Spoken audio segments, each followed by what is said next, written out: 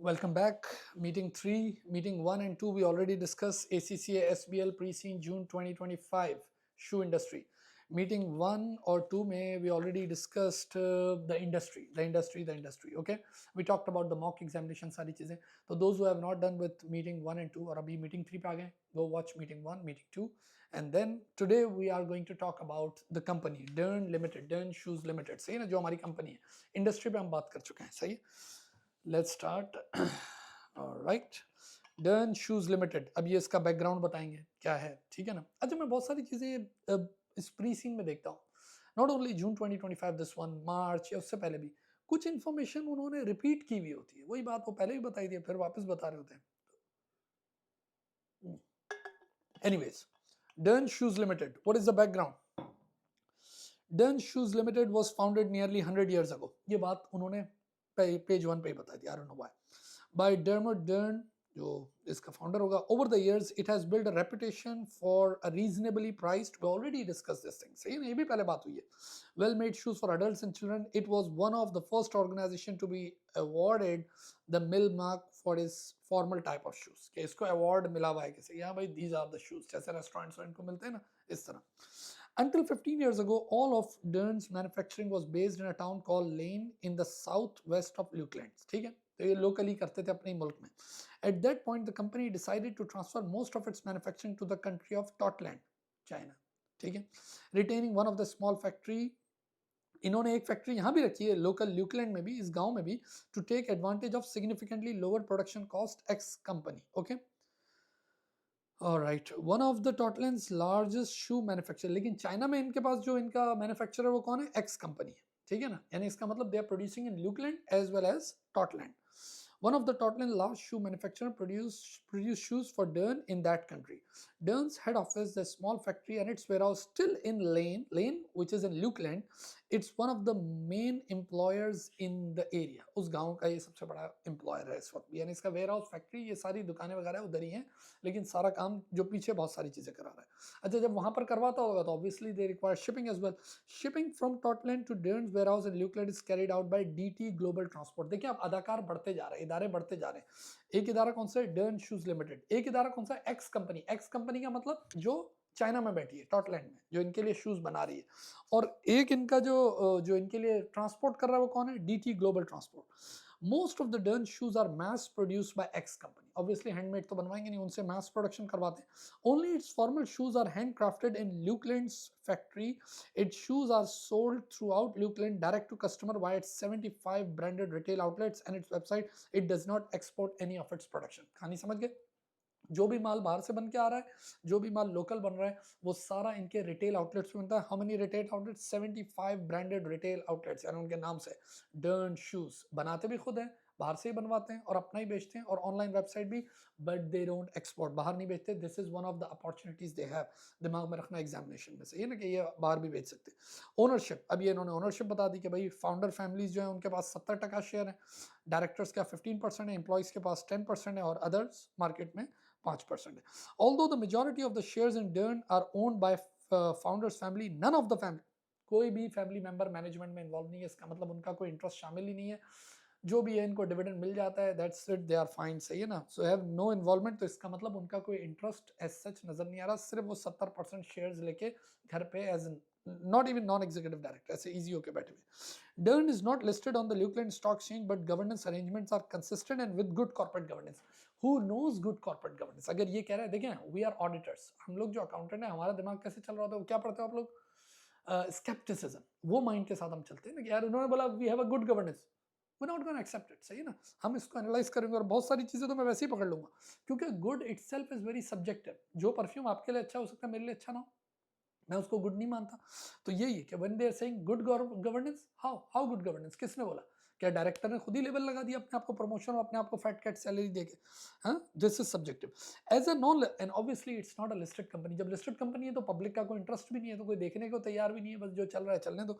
As a non listed company, the directors made the decision not to have audit committee, not to have nomination committee, not to have remuneration committee. जब ये सारी committees ही नहीं है, कोई गैर जानिबदारियत है ही नहीं, अकाउंटेबिलिटी, इंडिपेंडेंस, रिस्पॉन्सिबिलिटी, कोई प्रोफेशनल अकाउंटेबिलिटी है ही नहीं, वही डायरेक्टर्स हैं, वही अपने आप को नॉमिनेट करें, रेम्यूनरेशन भी खुद दें, सब कुछ अपने आप को खुद करें, बोले we have good governance. Wow. There is an internal audit team which reports to the, once again it reports to CFO who is an executive person. ये तो पुअर अरेंजमेंट, मुझे तो अभी तक देख रहा हूँ तो पुअर अरेंजमेंट नजर आ रहा है, क्योंकि nobody is saying anything because there is no public. Public तो है नहीं, लिस्टेड कंपनी है ही नहीं, तो पब्लिक की तरफ से कोई बात ही नहीं, कोई रेगुलेटर या उनकी तरफ से कोई ऐसी बात ही नहीं. खैर anyways, now who are the key stakeholders. सारे इनके मेजर स्टेक होल्डर क्या होंगे, अभी अब हम सोच के बताते हैं. इनके एम्प्लॉइज मेजर स्टेक होल्डर्स हैं, the share holders, the suppliers and their retail outlets के employees and their ex company and their DT. ये सब इनके क्या हैं, DT वो जो global supply chain. Key stakeholders are shareholders, staff, head office, factory, warehouse, retail business, customer, third party manufacturer, ex company as I said, distribution partner, DT global, suppliers, bank, ये all these सही है ना, association, ये सब क्या है भाई, इनके बोल. There are high levels of loyalty, commitment and satisfaction among Dern staff. Staff turnover is very low. Who knows? Once again, अगर कहीं पे स्टाफ टर्नओवर कम है तो इसका मतलब थोड़ी कि employees are very motivated.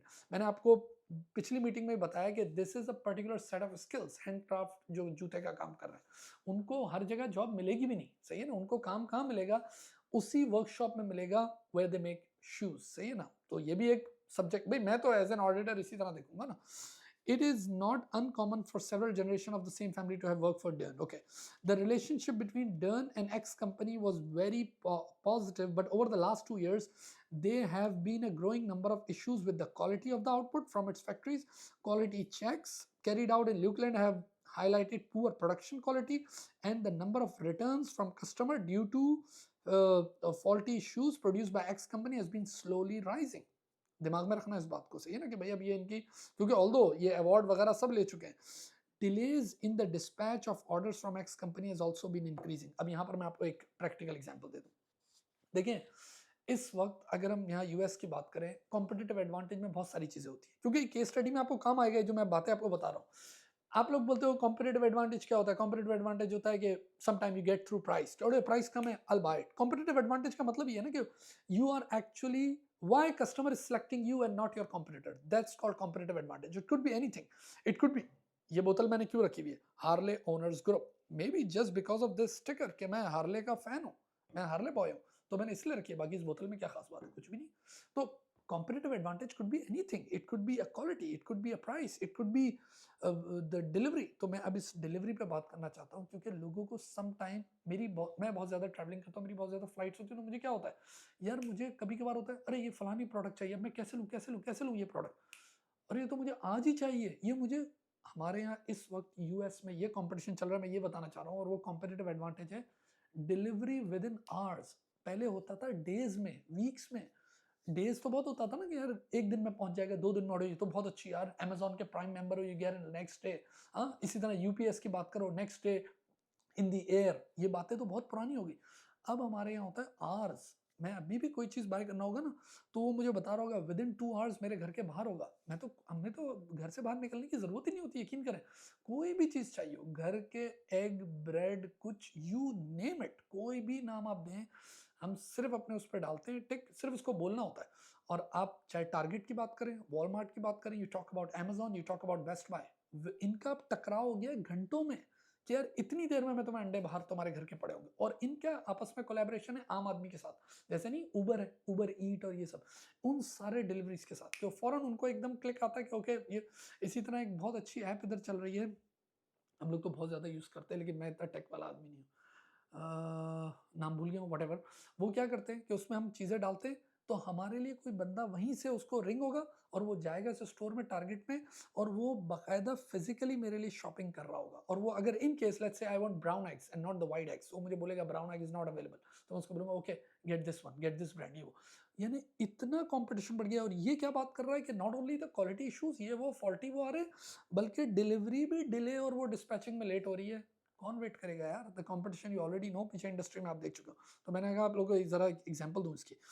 Shipping between, और अगला टाइम तो हमारे पास, बल्कि अगला टाइम क्या, ये तो चल ही रहा है ना ड्रोन का, कि हमें चारों तरफ ड्रोन ही नजर आएंगे जो बाकायदा हमारे बैकयार्ड में आके शिपिंग करे होंगे. No human interaction, direct backyard में आके पड़ी होगी किताब, मुझे X book चाहिए, okay, you get it. Shipping between Totland and Dern's warehouse in Lane is provided by DT and the service levels are excellent. तो इसका मतलब DT का बीच में कसूर नहीं है, it's the problem of X company. अच्छा, फिर इन्होंने आपको बोर्ड का स्ट्रक्चर बता दिया. आप देख सकते हैं कि एग्जीक्यूटिव चेयर है, चेयर भी एग्जीक्यूटिव है, और क्या चाहिए इससे ज़्यादा अच्छा क्या होगा. Then non-executive directors, you have 2 non-executive directors, 4 non-executive directors, 1 CEO, and then all these boys: chief financial officer, chief operational officer, chief commercial officer, chief product officer, information officer, and human resource. इनके क्या काम होते हैं ये इन्होंने बता दिया है, लेकिन आप खुद भी समझते हो कि CEO का क्या काम है, पूरी एग्जीक्यूटिव टीम को, मैनेजमेंट को संभालना. चेयर का काम क्या है, चेयरमैन उसका, ये आप लोग, मैं इस पर टाइम वेस्ट नहीं करना चाहता. CFO का काम क्या है, nothing with the product, it's all about the budgeting and finance and financial statement. Operations, all about the operation, उसमें एफिशिएंसी और वो कैसे लेके आना है, जो उनके आउटसोर्स पार्टनर है. कमर्शियल ऑफिसर, रिटेल आउटलेट है 70 यूट्स कैसे, ये ना, e-commerce sale and all that. Product officer, information officer, HR, whatever. Most of the directors have worked for Dan for over 20 years. What a good corporate governance. There is no retirement by rotation. इन्होंने शुरू में ही बोल दिया good corporate governance. मैं पहले ही समझ गया कितनी गुड कॉर्पोरेट गवर्नेंस है. 20 साल से वही लोग काम कर रहे हैं, तो बस फिर और क्या चाहिए. You scratch my back, I will scratch yours. For over 20 years and relationship between them are positive. ज़ाहिर है positive रहेंगे ना. One of the indicators of fraud and one of the indicators of poor governance और सारी चीज़ें, मैं खुद अपने इदारों में भी ये देखता हूँ, और जहाँ भी कुछ भी होता है ना, मैं बोलता हूँ जब शिकायतें आना खत्म हो जाए ना, समझ जाओ कोई गेम चल रही है, कि एम्प्लॉइज का आपस में कोई फड्डा ही नहीं.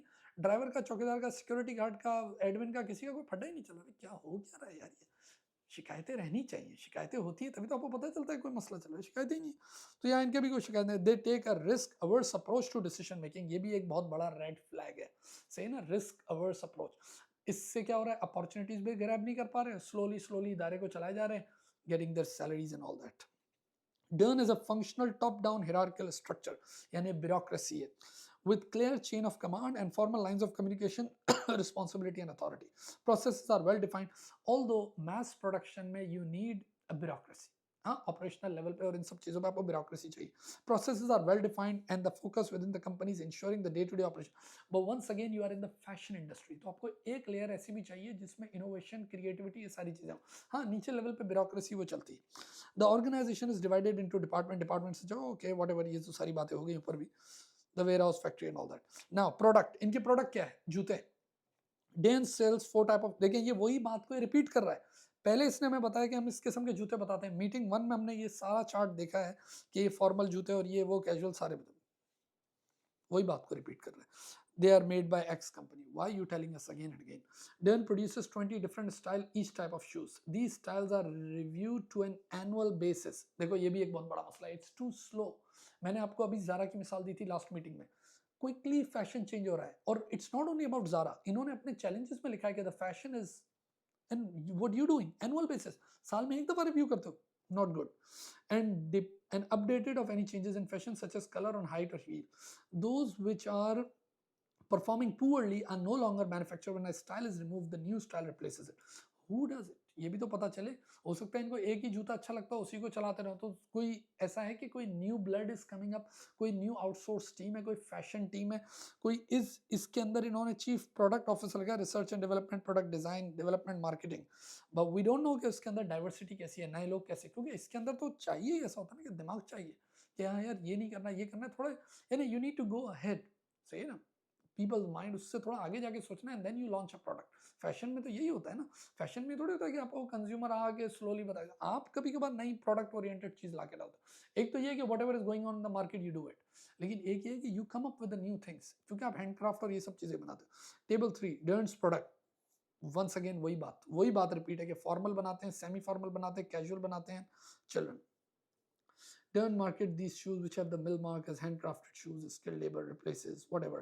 30 to 50 years old, the target market. ज़ाहिर है जो रिच लोग हैं वो ये लेते होंगे. Parish is the market leader. Parish हम पहले पढ़ चुके हैं, जो niche इस पे काम करता है. सेमी फॉर्मल, इसमें यानी इसके बाद कॉम्पिटिटिव एज है, because Parish is the one of the competitor, लेकिन ऑब्वियसली उसका ब्रांड भी ज्यादा हाई होगा इसके सामने. Semi formal, these shoes are cheaper than Dern's formal shoes. Okay, sole उससे है. The target marketing is over 55 years old, थोड़े गरीब बाबे. Dern is the market leader of this type of shoes and whatever. Then comes casual shoes. The sale of these shoes are made of rubber and ये हैं जवान लड़के लड़कियों के लिए, नौजवानों के लिए, सही ना, उनके पास पैसे वैसे भी थोड़े कम होते हैं. Man made material and they are cheaper है, उनको दिखलावा भी करना है. Dern semi formal shoes. The target marketing is 18 to 30. Demographic. Dern is struggling to engage. Okay, commands brand loyalty among the. अब देखिए इधर एक और चीज भी चल रही है, वो है फाइनेंसिंग. क्या है, मैं आपको प्रैक्टिकल एग्जांपल इसकी भी दे दूं. एक तो होता था ना कि हम लोग बोलते हैं कि भाई घर जो है वो फाइनेंसिंग पे होता है और गाड़ी फाइनेंसिंग पे होती है. ये तो आप पाकिस्तान में भी देखते हो, इंडिया में इधर उधर भी. आपको पता है यहाँ यूएस में अब ये हाल हो गया है, अगर मुझे कोई बर्गर बाय करना है ना, लेट्स से वो बर्गर है $20 का, थोड़ा एक्सपेंसिव बर्गर है, $25 का है, $30 का है. जैसे मैं बर्गर लिखूंगा ना, बर्गर, और उस पर्टिकुलर ब्रांड पे जाऊंगा और मैंने ये मीट और ये वो करके और ऐड टू कार्ट करूंगा कि now I just want it now, तो मुझे बोलेगा हाउ अबाउट यू पे इन 4 इक्वल इंस्टॉलमेंट. यानी बर्गर को भी 4 किस्तों में बेच रहे हैं. यानी इतना कर्जे में डिबोना चाह रहे हैं आम आदमी को. And this how they sell it, because not only who is enjoying, the company who is selling the burger, the bank will get the interest या व्हाटएवर, सही, उनका आपस में कोलैबोरेशन, जो डिलीवरी कंपनी उसका, बाकी पूरी सप्लाई चेन सबका. और अल्टीमेटली आप क्या हुआ कि today you will enjoy the burger and later on for 4 months, for 4 weeks और व्हाटएवर विल बी. ये मैंने आपको छोटी बात बिल्कुल बता दी. बर्गर, इसका मतलब हमारे यहाँ हर चीज फाइनेंस होती होगी. शर्ट तक फाइनेंस होती है. कोई शर्ट खरीदने जाओ, financing financing financing, and with 0%, zero down, कि यार आप डाउन आज देने की जरूरत ही नहीं, आज बाय कर लो. कहीं पे जीरो डाउन है और कहीं पे 0% इंटरेस्ट रेट है, या थोड़ा minor interest rate and zero down. और जीरो डाउन में तो बंदा पागल ही हो जाता है कि आज मुझे ₹1 भी नहीं देना, जस्ट गेट द प्रोडक्ट, घर ले आओ, मजे ही मजे. And then they make for children mass production shoes and all that. Manufacturing and sales process. अब इसका देख लें. 15 years ago, Dern closed all of its manufacturing facilities in Lukeland except for one factory. Once again वही repeat कर रहा है बात कि यार एक मेरी गांव में फैक्ट्री है जिसमें बनाता हूँ, बाकी मैंने एक्स कंपनी को. It continues to manufacture formal shoe in the factory and carries out. Okay, most of the Dern's output is sold through its 70. Once again वही वाली बात, which are in town and cities throughout Lukeland. Dern has an excellent reputation for high level of customer service within these retail outlets. लेकिन अब इस बात को दिमाग में रखें, they have high level of customer service. Customer service का मतलब क्या हुआ, they welcome customer, they show them, they have good information, everything, and in case of return ये सारी चीजें करते हैं. But what about the quality of the product, जो ये कह रहा है कि बहुत सारे returns अब आ रहे हैं, बहुत सारे faulty products आ रहे हैं पीछे, सारी चीजें वो अच्छी. But this is one of the main reason for the organisation success. The company has no retail outlet outside Lukeland, does not export. Okay, मैंने आपको पहले ही बताया था कि this is one of the opportunity they got it, सही ना, as delivery issues. All of the Dern's products are also available via online offering, which is available to customer in Lukeland only. Customer must collect any product purchased online from the local Dern. Okay, ये एक बड़ा अहम point है. ये कहलाता है, मैंने इस पर वीडियो भी बनाई है, इसको कहते हैं कर्ब साइड पिकअप. ये कोविड के बाद बहुत तेज हो गया. बहुत मजे की चीज होती है कि मुझे अभी एक चीज लेनी है, मैंने वॉलमार्ट पे ऑर्डर किया, वॉलमार्ट के स्टोर पे जो मेरा नियर स्टोर है उस पर मौजूद है, लेकिन वो मुझे ऑनलाइन भेज नहीं रहे, वरना थोड़ी प्राइस बढ़ जाएगी, हो सकता है डिलीवरी चार्जेस और ये वो. मैंने कहा भाई एक काम करो, I don't want to enter in Walmart. तो वॉलमार्ट ने क्या किया है, उसने बाहर, इसको कहते हैं कर्ब साइड पिकअप, उसने पार्किंग लॉट में नंबर्स लगा दिए, नंबर 1 2 3 4 5. मैं अपनी गाड़ी ले जाऊंगा, पहले मैं ऑर्डर प्लेस करूंगा कि भाई I purchase XYZ item and I do the कर्ब side pickup. वो उस आइटम को रेडी रखेंगे डब्बे में डाल के, सब कुछ उनका स्टाफ वहीं रेडी रखेगा. अब जैसे ही मैं पहुंचूंगा और मैं गाड़ी लगाऊंगा, लेट्स से मुझे लॉट मिली, पार्किंग लॉट मिली नंबर 3, और मैं अपनी ऐप में लिखूंगा I am on number 3 app, मैं उसमें नंबर 3 डालूंगा.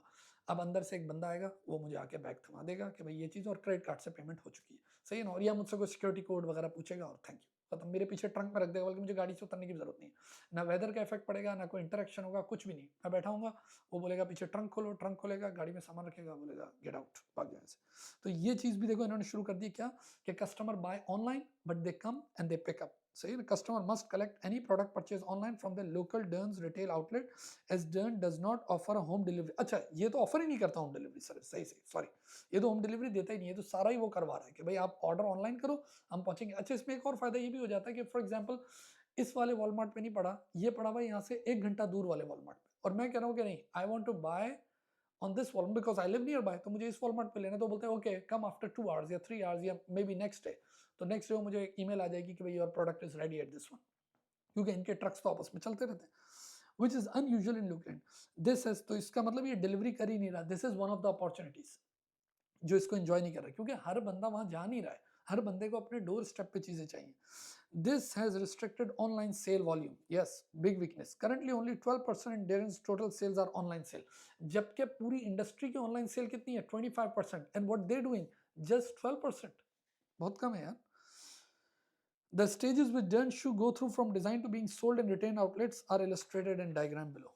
ये इन्होंने डायग्राम दे दिया है कि भाई किस तरह इनकी मैन्युफैक्चरिंग होती है. भाई उन्होंने इंडस्ट्री की मैन्युफैक्चरिंग बताई तो थी, वही सेम स्टेजेस हैं, और उसी तरह फिर पैकिंग है और क्वालिटी चेक है और सारी चीज़ें. यहाँ भी ऐसा ही है कि पहले रिसर्च है, create, last and produce prototypes, laboratory test और ये सब हुआ. उसके बाद फिर मैन्युफैक्चरिंग प्रोसेस है. उसके बाद pick select item for retail outlets. भाई फैक्ट्री में बहुत सारा माल बन गया, अब रिटेल आउटलेट पे कितना भेजना है, सही है ना. फॉर एग्जाम्पल एक्स रिटेल पे ज्यादा डिमांड है, वहां पर ज्यादा, इधर कम है, इधर, तो इस तरीके से फिर ये डिस्ट्रीब्यूट होंगे. Because the retail managers they will send the order, और अब तो एआई ये सारा काम कर रहा होता है, बता रहा होता है आपको कि भाई ये सारी डिमांड है. डिस्ट्रीब्यूट टू रिटेल आउटलेट्स, और जो आपके ऑनलाइन ऑर्डर्स हैं वो जाहिर फिर कलेक्ट करते हैं. The stages of manufacturing process are okay. Information system and use of technology. Head office has off the shelf finance and HR system. Off the shelf, पता ही आपको ऑफ द शेल्फ कौन सा होता है भाई, जो रेडीमेड सॉफ्टवेयर है, which have been in place for a number of years. The human resource system is fit for the purpose of current operations, but the board is aware that the investment will be needed soon in whatever. ये वाली बात देखें, a new inventory system was recently introduced, but it does not provide the transparency Dern needs over its supply chain. It shows visibility of inventory in retail outlets updated daily, but it is only updated on a weekly basis for the rest of the supply chain. This is the big weakness of the inventory system. क्यों? आप जरा सोचें tourism वाली बात. अभी जब मैं Spain गया था तो वो कहते हैं कि स्पेन की जो अपनी पॉपुलेशन है, लेकिन जैसे ही समर वगैरह आती है तो टूरिस्ट 2-3 टाइम्स, में लिखा भी है, अभी मेरे पास फोन तो है नहीं, मैंने उसमें लिखा है, पता नहीं कितने टाइम्स वो बढ़ जाती है. इसका मतलब जो टूरिस्ट आए हुए होते हैं तो फिर वो जो रिटेल आउटलेट सेल, सारी चीजें बढ़ जाती है एकदम. और आपकी इन्वेंटरी अपडेट हो रही है डेली बेसिस पे, वीकली बेसिस पे, तो ये कैसे मजा आएगा. इन्वेंटरी हमेशा अपडेट हो, मैं ये भी नहीं कहूंगा hourly basis, real time basis पे अपडेट हो, कि भाई पता हो कि ये फलानी एक्स प्रोडक्ट है and it is actually available in that particular store. Otherwise this is high level of customer dissatisfaction. हमारे साथ यहाँ भी कभी कभार हो जाता है. मैं भी सर्च करूंगा कि लेट्स से मुझे एयरपोर्ट्स चाहिए, मैंने एयरपोर्ट सर्च किया इन बेस्ट बाय, उसने लिखा हाँ भाई यहाँ पर हमारा जो डेलस स्टोर है उसमें ये वाले स्टोर पे इधर अवेलेबल है, ओनली 1 पीस लेफ्ट, सही है. तो मैं वहां जाऊंगा, अब उसको मिल ही नहीं रहा, वो ढूंढता रहेगा. वो बोलेगा यार, ये भी कभी कभार हो जाता है, बोलता अरे ये तो यहाँ अवेलेबल ही नहीं है, that was wrong, the inventory is not updated, और you go to XYZ Allen या प्लेनो कहीं और चले जाओ. What is this. ये कस्टमर के लिए हाई लेवल ऑफ डिससेटिस्फैक्शन है कि यार आपकी इन्वेंटरी अपडेटेड नहीं है, सही है ना. स्पेशली ये टूरिज्म और ये सारे टाइम. ये भी देखो कॉर्पोरेट गवर्नेंस का ही मसला है ना, कि डायरेक्टर्स जो हैं वो तो खुश हैं, वो कह रहे हैं सेटिस्फाइड हैं सब, क्यों? क्योंकि there is no control testing independently. ये भी Dern has made a significant investment in advanced manufacturing technology in its Lukeland factory for those parts of the production process not carried out by skilled labor. It has also invested in an automated picking process in its warehouse which select inventory for its retail outlets. A manual picking process is used for online orders. Retail के लिए तो वो खुद ही pick कर लेता है based on numbers and past experience and all that, automated picking, लेकिन manual picking होती है online. There is an e-commerce platform which has relatively limited functionality. This has impacted Dern's ability to engage effectively with digital marketing. There is also an intranet which inside departments and all that. Now, what are the risks this company has? We're not talking about the industry, we're talking about the company. The following risks are currently on Dern's risk register. अच्छा, इस दफा के pre scene में उसने risk पे बहुत कम बात की, 3 लाइनों पे बात की, लेकिन हमेशा रिस्क पे बड़ी डिटेल बात करता है. लेकिन यही रिस्क इसने उसमें दे दिए हैं इंडस्ट्री में, इंडस्ट्री चैलेंजेस में. और जब इंडस्ट्री को रिस्क है, it means the company also has the same risk. The following risk are currently on Dern's risk register. Supply chain disruption नजर आ रही है, a potential economic downturn in Lukeland, okay. Dern's limited online offering, product recalls, product quality issues, the environmental impact of the shoe and customer reaction to it, सारे मसाइल. अच्छा, ये इसकी website है, इसका एक्सट्रैक्ट उन्होंने दे दिया कि इनका मिशन क्या है, इनका विजन क्या है, and उनकी वैल्यूज क्या है. To become the first choice of the shoes for the whole family. Yeah, that's a good vision because they are offering for everyone. फिर reasonably priced इन्होंने लिख दिया अपने मिशन में. It's a good mission. See, these are the values. And then this financial and non-financial information. और आपको नजर भी आ रही है कि वो जो कस्टमर सेटिस्फेक्शन है 7.5 इंडस्ट्री एवरेज था और इनका 8.7 था. That's why they got the mark. सही है ना. लेकिन अब देखो गिर गिर गिर के 7 हो गया ना, इंडस्ट्री एवरेज से भी नीचे आ गया. Staff satisfaction was 8.1. It increased actually. अच्छा मैं यहाँ पर आपको एक और एग्जांपल देता हूँ बड़ी अच्छी. कुछ इदारे ऐसे होते हैं जो कस्टमर ओरिएंटेड ज़्यादा होते हैं रादर देन एम्प्लॉय ओरिएंटेड. जैसे ये इदारा नज़र आ रहा है, ये कस्टमर फोकस से ज़्यादा एम्प्लॉय फोकस हो रहा है. अजीब बात है. जैसे अमेजोन है, Amazon is very very very customer focused, not supplier focus, not employ focus, कुछ भी नहीं. इतनी बुराई उसकी होती है इस वजह से. अगर आपने अमेजोन पे स्टोर खोला है, आपको ह्यूज रिस्क होते हैं क्योंकि कस्टमर कुछ भी बोले, कैसी भी प्रोडक्ट तोड़ के यूज करके कुछ भी करके वो एक बटन दबाता है, I want return, immediately Amazon आपके पैसे डिडक्ट करेगा और उसको दे देगा. खत्म. अमेजोन की गेम ही एक ही है, कस्टमर सर्विस, और कोई दूसरी बात नहीं. तभी तो एम्प्लॉइज पे भी इतना वो शोर है, और डिलीवरी पे कि डिलीवरी वालों के साथ इतना इनह्यूमन बिहेवियर है. तो बहुत सारी सप्लाई चेन का है मसला है, यूपीएस हो गया, सब पे शोर है कि भाई इन बेचारों को अपनी बेसिक नीड वॉशरूम, कि उनको पी करनी होती है तो वो भी नहीं कर पाते क्योंकि एग्जैक्ट टाइम पे चल रहा है कि भाई इधर you have to deliver this delivery delivery delivery, minute seconds के इतना. यानी ये डिलीवरी का मतलब क्या है? कस्टमर सर्विस, कि कस्टमर को राइट टाइम पे पहुंचे. तुम्हारी पैंट गीली हो जाए, वी डोंट केयर. तो इतना इनह्यूमन बिहेवियर भी है कुछ लेवल पे, बहुत शोर है इस पे, सप्लायर्स के लिए, सबके लिए. लेकिन कस्टमर फोकस है. इस तरह उबर और लिफ्ट, जैसे उबर जो है, लिफ्ट का मराद वो जो इसका कॉम्पिटिटर है, जो लास्ट टाइम केस स्टडी आई थी मैंने बताई भी थी आप लोगों को. उबर और लिफ्ट यहाँ यूएस में, उबर एक कंपनी है, लिफ्ट कंपनी है. Lift is I think more driver focused, Uber is more customer focused. वो ड्राइवर को कम पैसे देता है, कस्टमर के लिए ज्यादा है शायद. हाँ, मुझे आइडिया नहीं है, लेकिन एक इनमें से इस तरह है. तो यानी कहने का मकसद ये कि समटाइम ऑल्दो एम्प्लॉय फोकस होना भी बहुत जरूरी है, क्योंकि when you treat your employees positively they will treat your customer positively, but ultimately customer. तो यहाँ क्या नजर आ रहा है, कस्टमर सेटिस्फेक्शन लेवल गिर रहा है इंडस्ट्री एवरेज के सामने, लेकिन एम्प्लॉय का सेटिस्फेक्शन लेवल बढ़ रहा है 8.2. फिर आप वही ग्रॉस प्रॉफिट मार्जिन और वो सारी चीजें भी देखिए, तो वो जाहिर है ऑब्वियसली वो थोड़ा बहुत अप डाउन तो होगी because of non financial factors. खैर एनीवेज, मैंने आपको meeting, this is the end of this case study.